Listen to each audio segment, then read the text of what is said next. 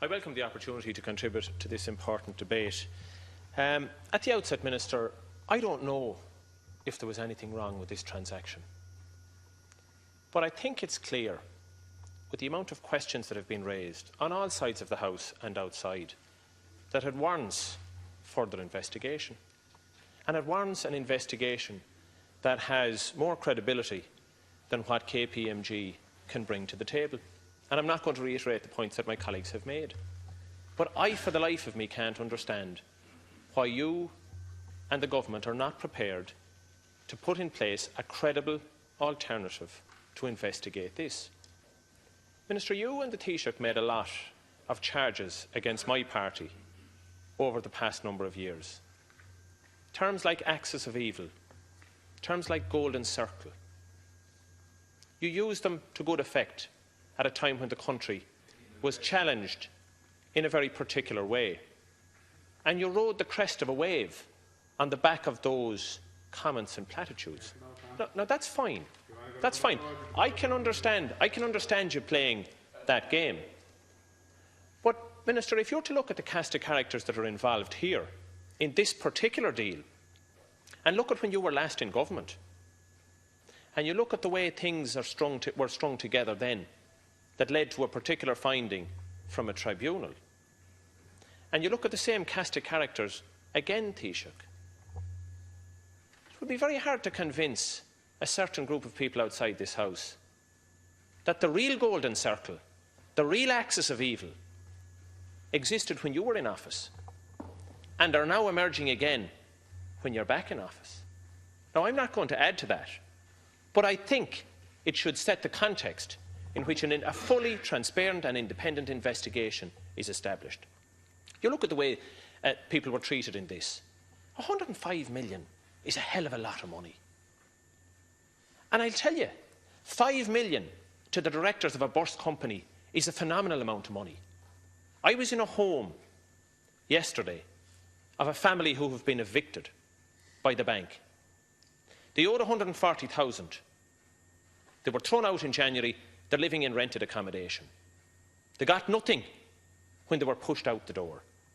The state won't even give them rent allowance because they have to be renting for 6 months before they'll qualify for rent allowance. Now, you try to convince that woman that she's being treated fairly and equitably by this state. You have a burst company. It gets a haircut of 105 million. It gets a haircut of 105 million, and the shareholders walk away with 5 million. Deputy Fleming has talked about the transactions that happened in the days preceding the final deal here, and that will obviously be dealt with through some level of investigation, if not now, later, because I think the Special Liquidator will come back to you in due course and say that he doesn't have the powers to address all of this. But it's about equity and fairness. What about the other companies, Minister, that have had their loans sold by IBRC, that didn't get that window of opportunity, didn't get that exclusion from hawking their books around between their competitors?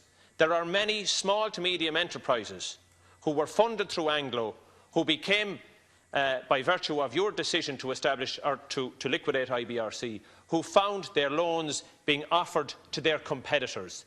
They didn't get the kind of protection that this company got. So you help me, Minister, in explaining to that housewife, help me explain the charge or the notion that you are dealing with this fairly and equitably. Help me to explain to the small to medium enterprises who've had their books shown and opened to their competitors in an effort to sell on their loans. Why wasn't Siteserv's loan put up for sale?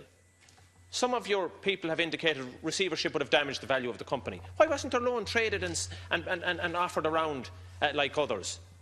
And will you help me to explain, Minister, to a very annoyed public, how somebody could go on prime time, somebody who apparently represented IBRC and by extension represented you, and say the following, that votes had to be bought, and that's the reason why 5 million needed to be ponied up. What was the rush to get this deal executed? Why the need to pony up 5 million? I don't understand it. And I sure as hell know, Minister, that there are very few people outside the doors of this House that understand it. And I can also remind you, Minister, that the people in your own department, the senior officials in your department, certainly don't understand it. So will you, at the end of tonight's debate, accept that there's a problem here, maybe not of your making, but put in place an appropriate independent investigation that will give some sense of credibility to what we're all trying to do in this House?